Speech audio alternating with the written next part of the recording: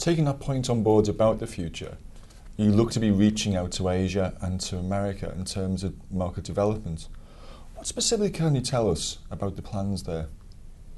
Well, we have been working in Asia for a while, and we have actually been able to get quite a good position in several large markets in Asia. And I think we can state on DVB, we are the market leader in India, which is a significant country over there, by serving the largest DTH platform in India. So we have been able to get kind of a position there.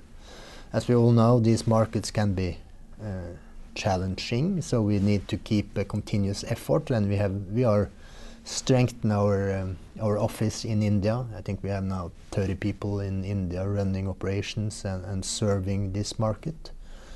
So there we are moving forward, and we see also that the development happening here in Europe, it is coming to these markets, but a little bit later. So by working very extensively in the European market, which is our home market, we are able to develop solutions that easily can be deployed also in the Indian market.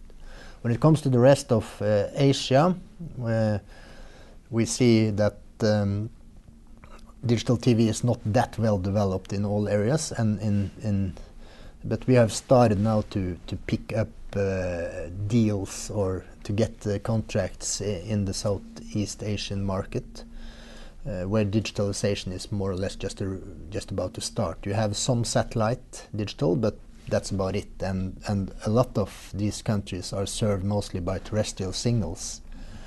And being kind of a market leader when it comes to security in terrestrial, we are focusing on getting in touch with the right people there to help them to make what we think are the right decisions to when they are building their terrestrials.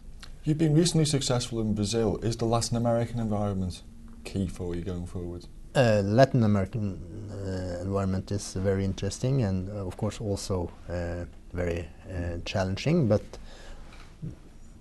they have chosen to use the DVB standard for most of the TV distribution down there, which gives us a good position. We have had an office down there since 2003, so we have been able to sign up some very interesting deals in this market and we foresee that we can have a very healthy growth in that area as well. Going north of the border, or very far north of the border of Brazil at least, into the United States, what specific challenges do you face in that market? Because it's very different from Europe. Yes, it definitely the US is a very developed market, and the equipment provider or the technology provider in this market has been the Americans. So they have made kind of their own standards, and what we see in the US is a kind of a duopoly where Motorola and formerly Scientific Atlanta, now Cisco, has a very large legacy, meaning that they have some equipment in almost all customers there. This is also then in a way protected by the regulations in the US market. It makes it a bit hard to get into the US market. I mean, if you look in the DVB world, all providers have the possibility to run in a SimulCrypt solution where you have two systems running in parallel. This is not possible at all with the standards used in the US. So it's a few steps higher up on the ladder in order to get in there.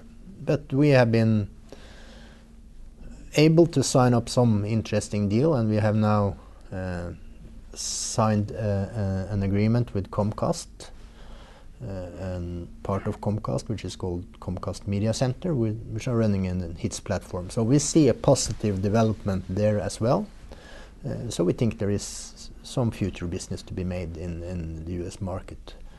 As they have had a more closed market than what we have seen in the rest of the world, the price level has also been kept on a very high level. So this is a market where we can offer equipment or bring in partners that can offer equipment for significantly lower prices than what have been seen up till now. So at least we have been able to put some pressure on them.